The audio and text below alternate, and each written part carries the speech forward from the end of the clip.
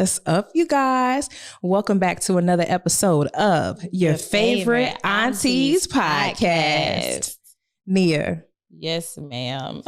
Go ahead and read the church announcements on today. Govern yourselves accordingly, congregation. Yes, as you can tell, today we're going to be talking about what? Church. There's a lot that goes with church. I know that I grew up in church. Mm-hmm. I'm a church kid. Yeah. I always say I've been saved from the womb. Yes. Okay. I have not. So just being young, especially growing up when we grew up 90s, church has been a thing, and it has been a huge impact on our lives. I know it's been a huge impact on my life. And so navigating ministry, because I started doing ministry like when I was a teenager. Right. And then now looking back, seeing all the things that I went through, the ups, the downs, the rewards, the pressures, it's been huge. It's been huge. Yeah. What role did church play in your life? Ooh. Well, in my adolescence, not really a lot. Okay. Not really a lot. It was when I was 21, 22, maybe even 20.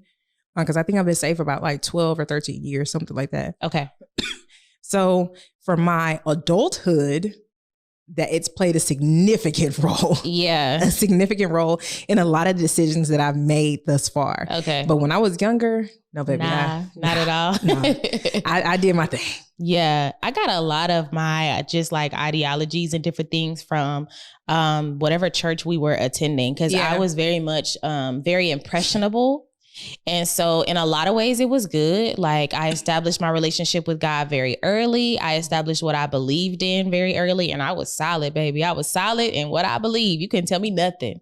Okay. But then also I feel like there's an element of where people kind of took advantage of us being young, on fire, and impressionable. Yeah. And then they feed you or, teach you, or just have different ideologies around how you should behave and how you should live your life. Yeah. And it took me being like almost 30 before I was like, wait a minute. Yeah. Nah, what I was told, what I was taught, nah, that ain't it.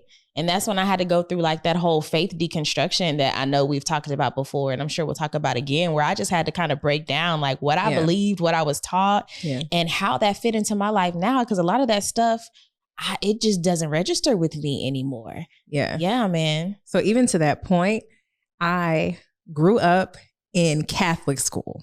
Oh, okay. Okay. But I actively attended a Baptist church. Wow. So those are two totally different opposites. Worlds. Yeah. Okay, you praying a rosary over here, you run around the church over there. Somebody doing something. So that was a really big thing for me. So when I became an adult and found faith for myself, I began to attend non-denominational churches or church or assemblies of God and apostolic churches. Okay. Where right now in my life, I would definitely identify with apostolic, because Pentecostal, like more power to you.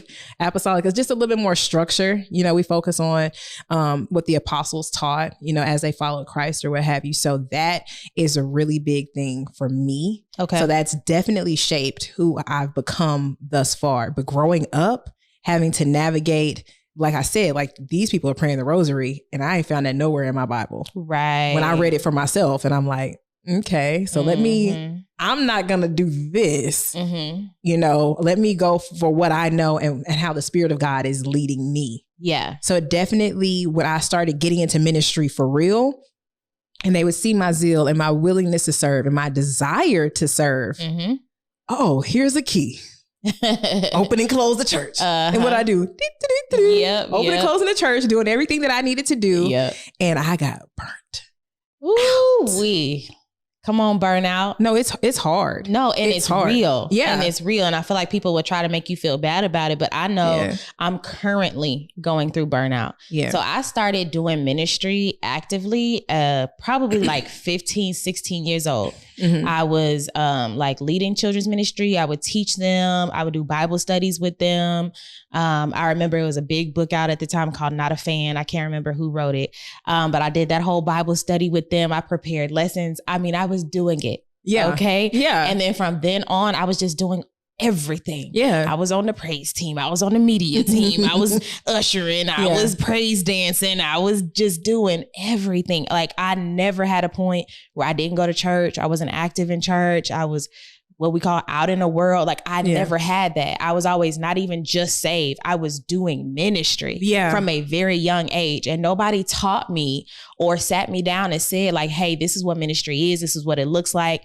This is how you need to navigate it. This is how you need to make sure you monitor yourself, make sure you're good, make sure your mental state is good, your emotional state is good. Yeah. These are the things that could happen dealing with people. Yeah. You know, nobody ever did that. And so now at 31, I'm just now at a point where I currently just go to church. Yeah. Like I'm not leading nothing. I'm not, but this is my first time in life ever doing that. But even in that, how does that even make you feel? So there's an element of me that still feels bad about it. Yeah. I should be doing something. Yeah. I was always the person, even I would tell other people, if you attend somewhere, you need to be serving. Right. Don't just come and sit and get the word. You need to serve. You need to give. You need to. And so even now it's hard for me to just get the word because I'm like, okay, I should probably be doing something. Yeah. I should be up doing this. I should be leading that. I should be.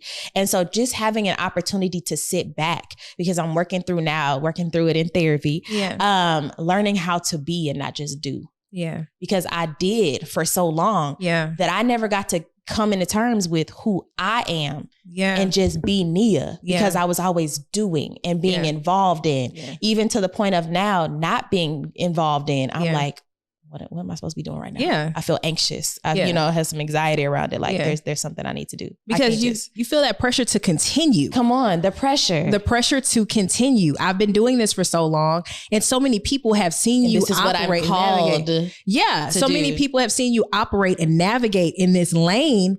When they don't see you doing it, hey, what's going on? What's wrong? You should continue. Oh man, these girls, they need you. The girls that need me, I promise you, they're getting what they need. Like the women that I'm tutoring or the women that I'm mentoring, they're getting what they need from me. So I know that they're getting what they need from you, but I know it can be hard. And I know you feel that pressure to just continue to serve because it's all you've known. Yes. But now you're being able to sit back and say, was I serving because I wanted to serve unto the Lord, or was I serving because that's what you do? Yeah. Was that my way of earning? Because I was caught in that for a long time. Yeah. Where it took me, golly, I was probably in my mid-20s before I understood grace and that I didn't have to earn my salvation. Right. Even though it wasn't at the forefront of my mind all the time, it still was really the heart behind everything I was doing. Yeah. Well, I gotta do this. I have to do this. Because that's how I felt in my life. Like I have to do things for people in order for them to accept me and to love me. And so that's how I kind of felt like God was like that too. So a lot of my service and even my sacrifice was like, no, I have to do this in order for God to love me, until I understood, no, I can't even earn his love. Yeah. It's just something he freely gives because he's so good. And that's so beautiful that he is like that. Absolutely. So I know for me, just like you, when I finally did step foot into like serving in my church, that's all I even wanted to do because wholeheartedly I have a servant's heart. Like I love it. Yeah. I enjoy it. Like I really don't mind opening and closing the church within reason. No,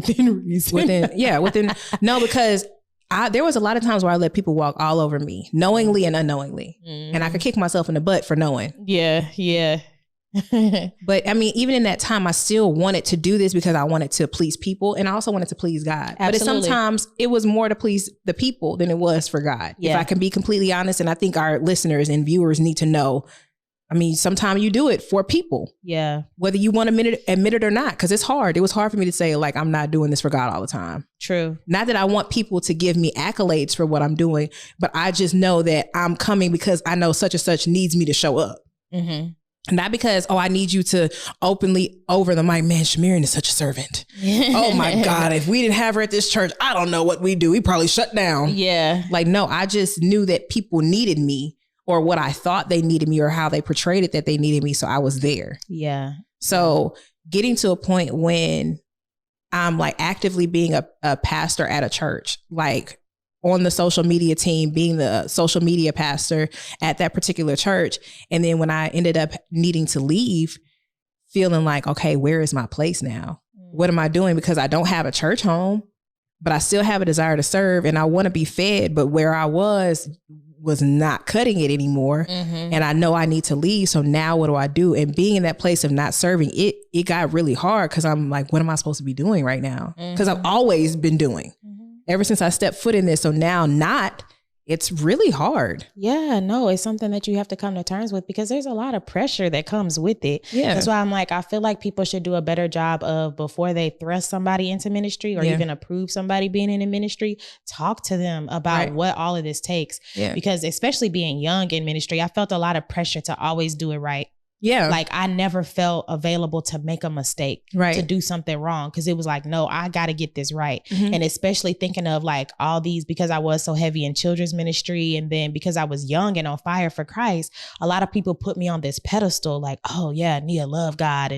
And so I just felt all this pressure to be perfect. Cause it's like, no, everybody's looking at me and I got to get it right. Yeah. And so I eventually just kind of like buckled underneath that pressure and now having to rebuild what this looks like on the other side of that because I had the wrong foundation. Yeah. So it can come with a lot when you're trying to be perfect, not knowing that God will give you the grace to do whatever it is you are called to do.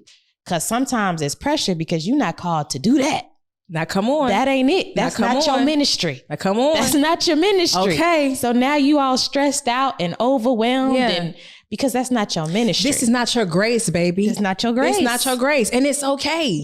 And it's okay to express that it's not your grace. Come on. And my previous church, it was no secret.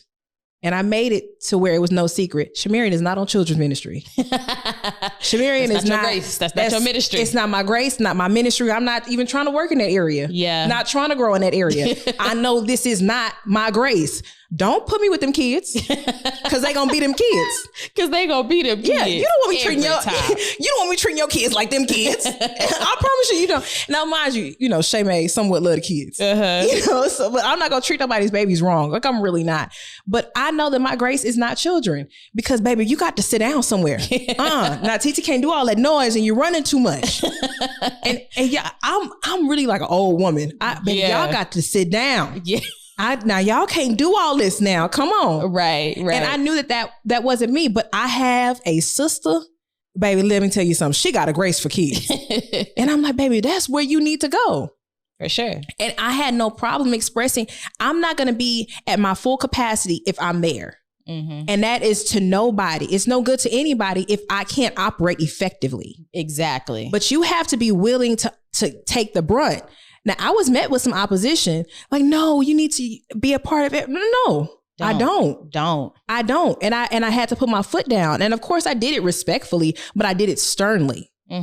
Because you have to know what you're equipped for. Because like you said, we don't get training on mental health. You're just put in this position. Nobody talks to you for real about what it's going to take to be in this. And if you don't have the grace to do something, if you don't have that wherewithal, that strength, that thing is going to get hard. Yeah, it is. And when you crying in the corner, nobody's going to hand you some tissue.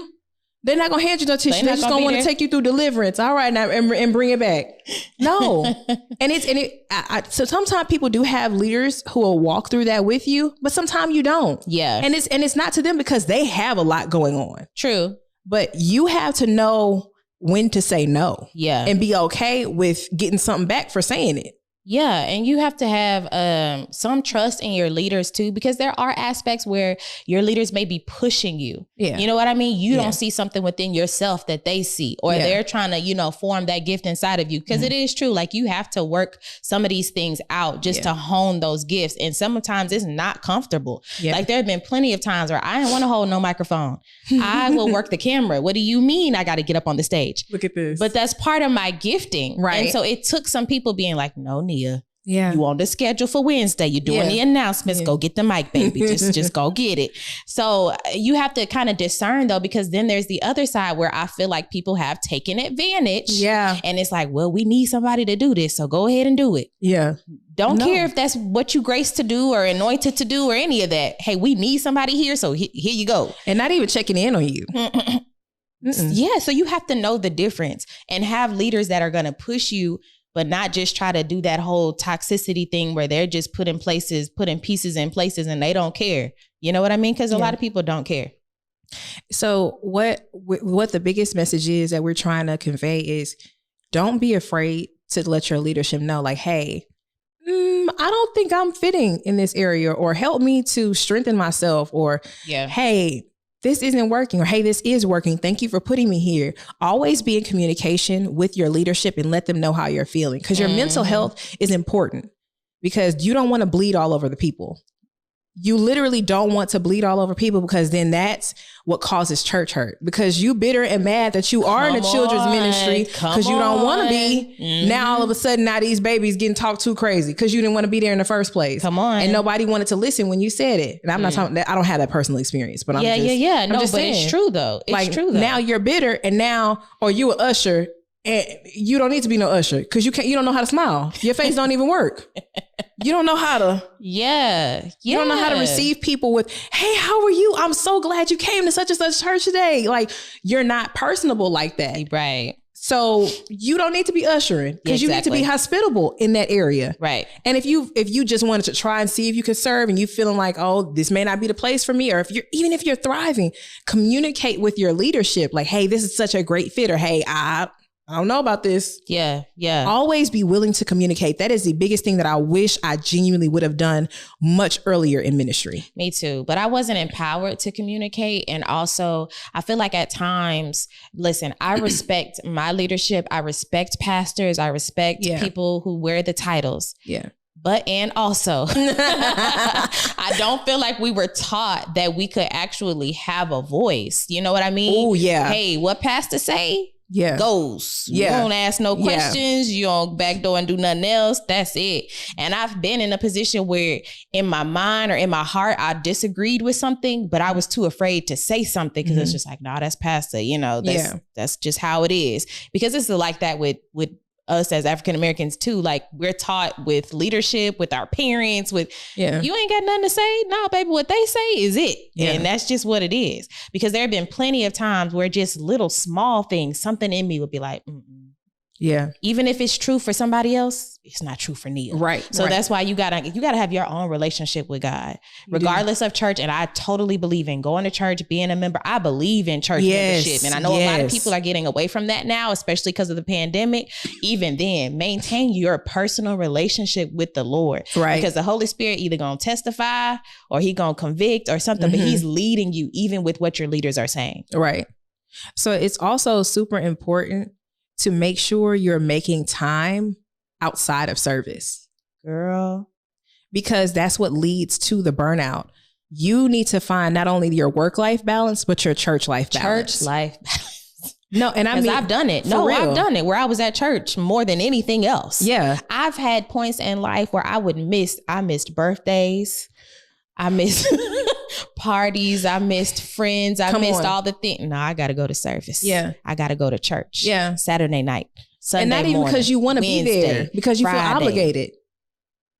Like, I know I got to go to church. Yeah. It took me so long. I think even now, most Sundays I go to church. It took me so long to miss church because I was tired. Yeah. I would be at church sick as a dog. Yeah. Like, knowing I should have stayed in the bed. Nope. Gotta press my way. Because see, here's what gets you. Press my way. You'll wake up and go to work. So you can't wake up and go. So you can't wake up and go to church? Well, first of all, if I don't go to work, I ain't gonna get paid. I kind of need to get paid to be able to get my tithes.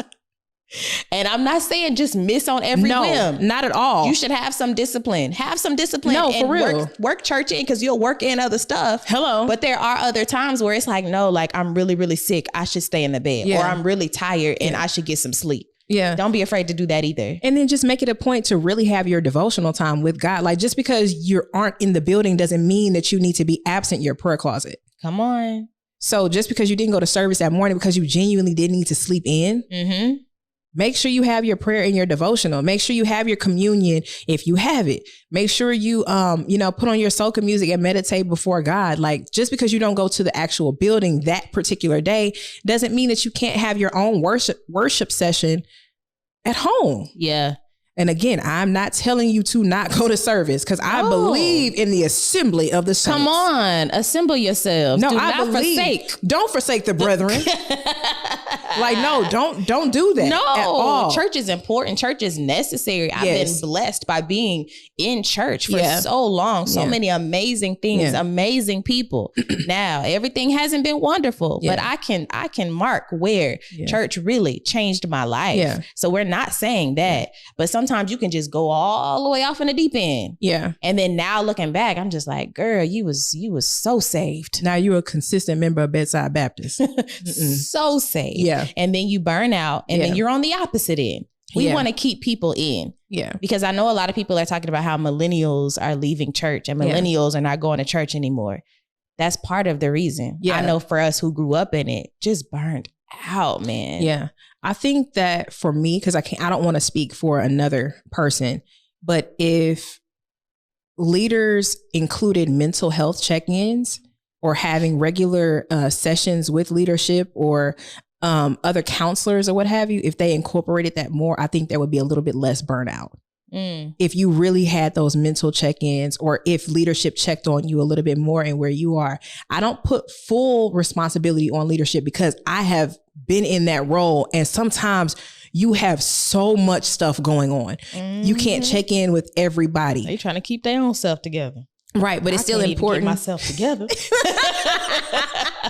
I can't even get myself together, and I'm trying to get myself.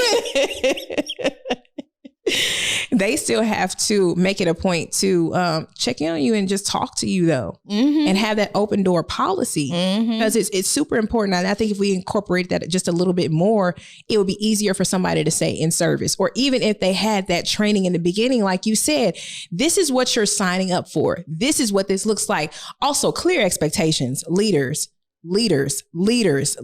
senior pastors.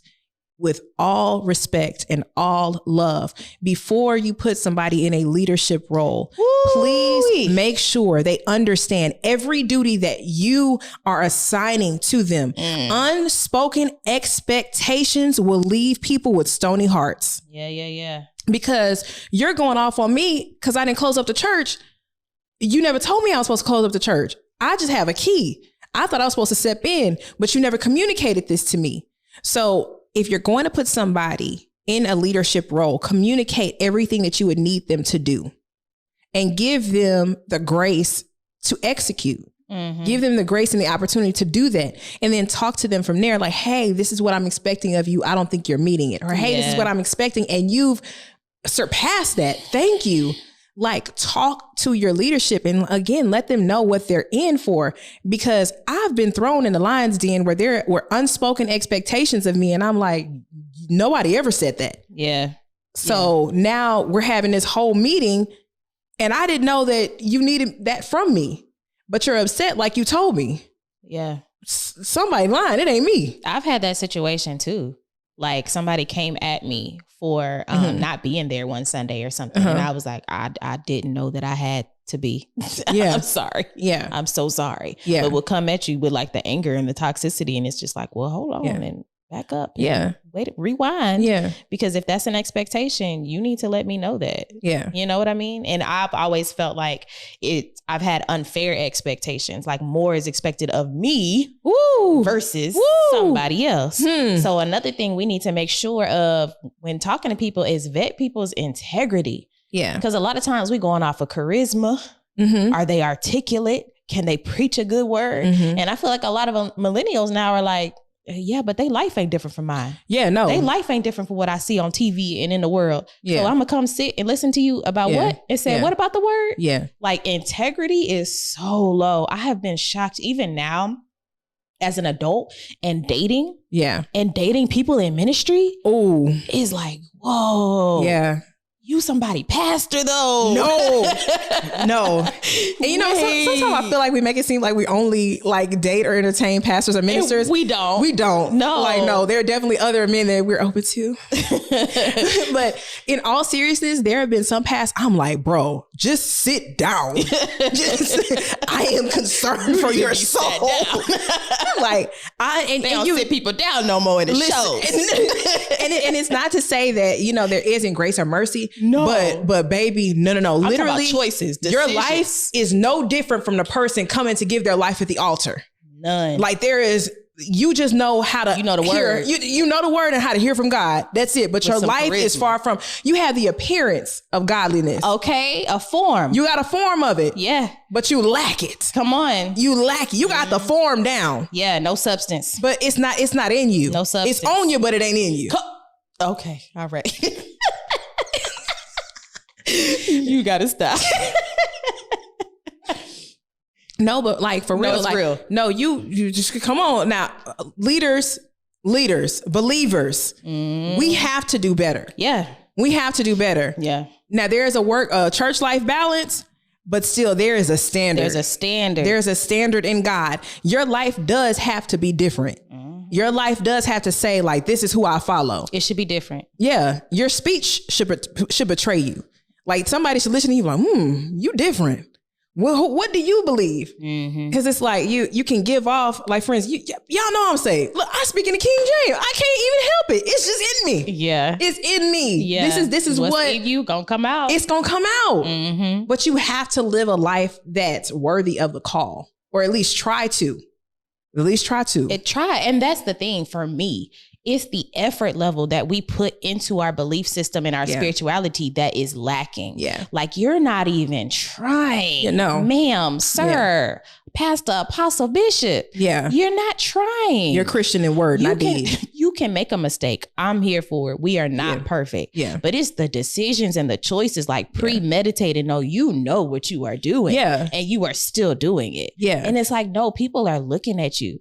People are following you. You are like over people, or you're doing ministry. Yeah. And so to be backdoor doing that kind of stuff, baby, these DMs, you be like, no, you said something the other day that was so good. You were like, men in the world don't even talk to me like this. No, I have gotten messages from people with a title, a church title in front of their name. Yeah.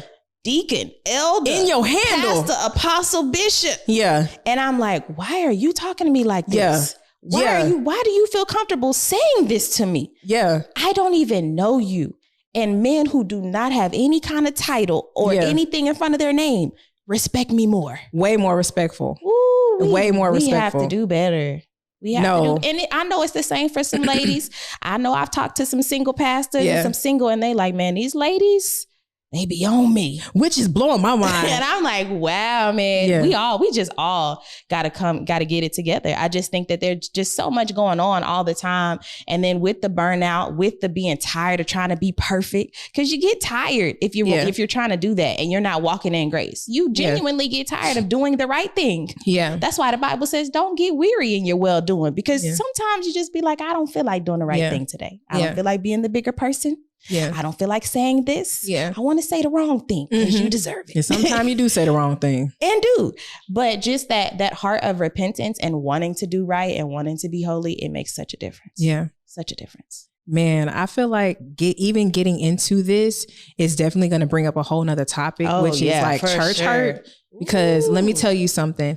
If you're not operating in the grace, you will genuinely get hurt. You will. And before we even take this home, I want to emphasize anybody who's feeling like they're dealing with church hurt or they are in church hurt, baby, the church didn't hurt you.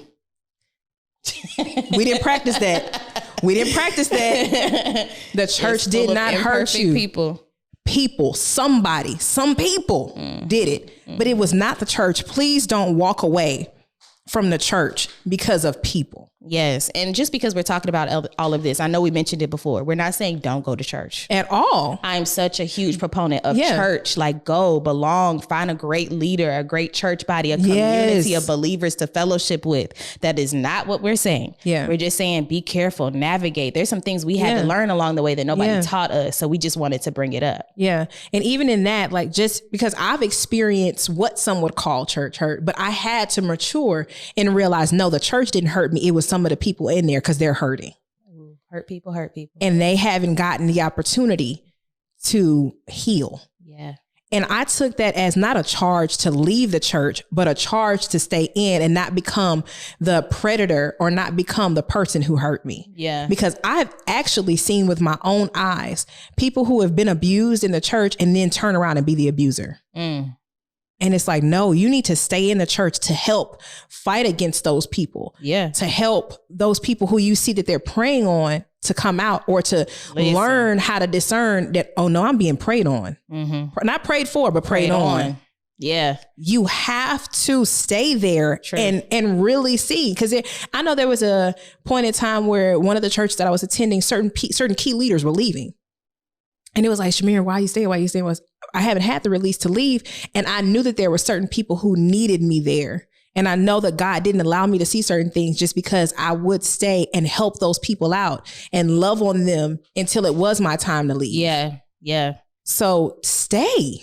If you feel led to. If you feel led to, stay. Definitely. I've been in that position too, where it's like, man, everybody leaving, but I got to wait till the Lord tell me to leave. Yeah. Because also it's a whole nother thing when people be getting church hurt and they go start a church. You be like, baby, that ain't.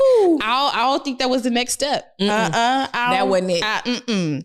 No, just because they hurt you over there, or they wouldn't give you the mic over there, or they didn't let you preach on Sunday over there, that don't mean you actually got to go start your own. That's not how we get called. That's not it. Now, hold on. It's a lot of hit dogs that gonna want to holler, but at the same time, a lot of y'all quiet. Okay, y'all not. I can't hear y'all. We preaching today? No. Just a little bit. You stepping on somebody's toes in the row. Okay, well, you walking down the aisles. You coming in the pews now. But no, I mean to make light of that. That's the truth. It is, because you will literally leave a church and go start your own, baby. No. You wasn't even called to do that. You weren't. Just trying to prove a point. I can do it. You can do it, and you're gonna. No, I don't. No. Okay.